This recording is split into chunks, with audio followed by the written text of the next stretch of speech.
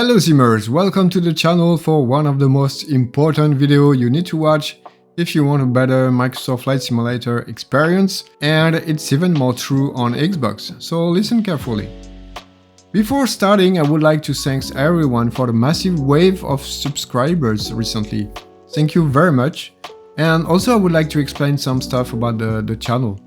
All the videos are translated, so if you click on the setting here, you should find your translation according to your country. And because I'm French and more people from France are watching the channel, I will pay a close attention to the translation. And sometimes I will also make French videos. Basically, all the reviews will now be both in English and French, so make sure to choose the one you want to listen to. You can also listen to me in French if you want to work on your French, or just for the fun of it.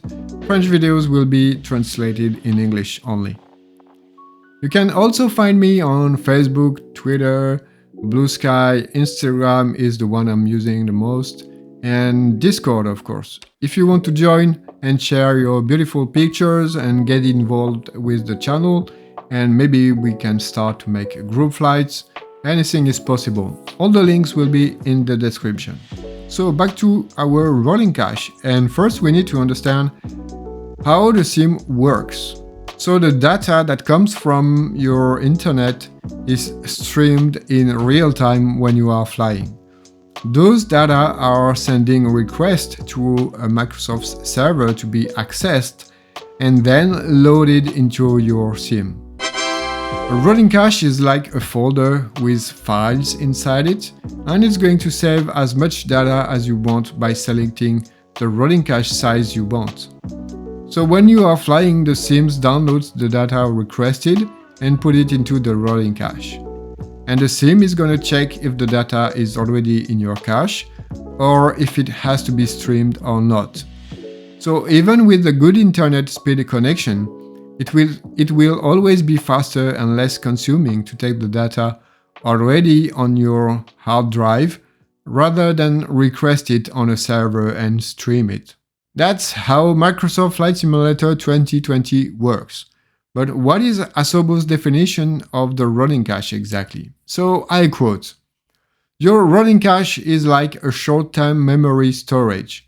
It stores data from your locations and scenery, so if you fly around the same areas, it has that stored, so it doesn't need to reload everything every time.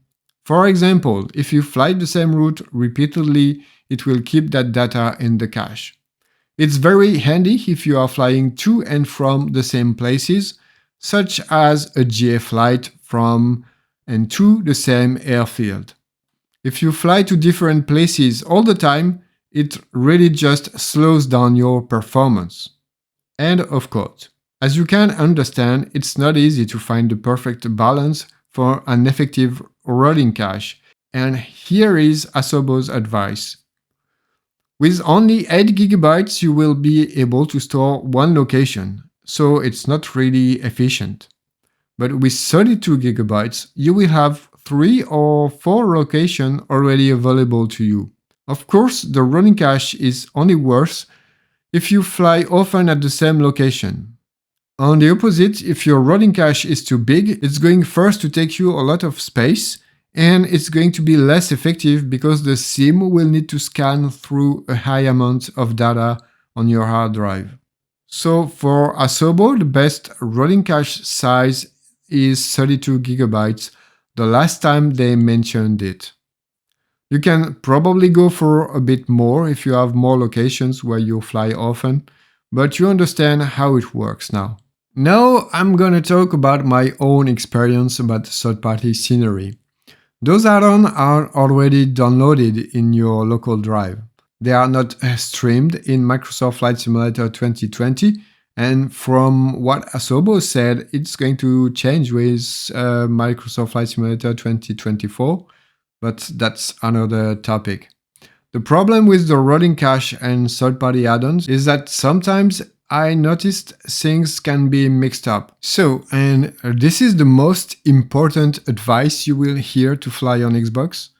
Always clear your cache when 1. There is a world update, delete your rolling cache, download the Word update, then you can restart your SIM and set the rolling cache back on, if you need one, of course.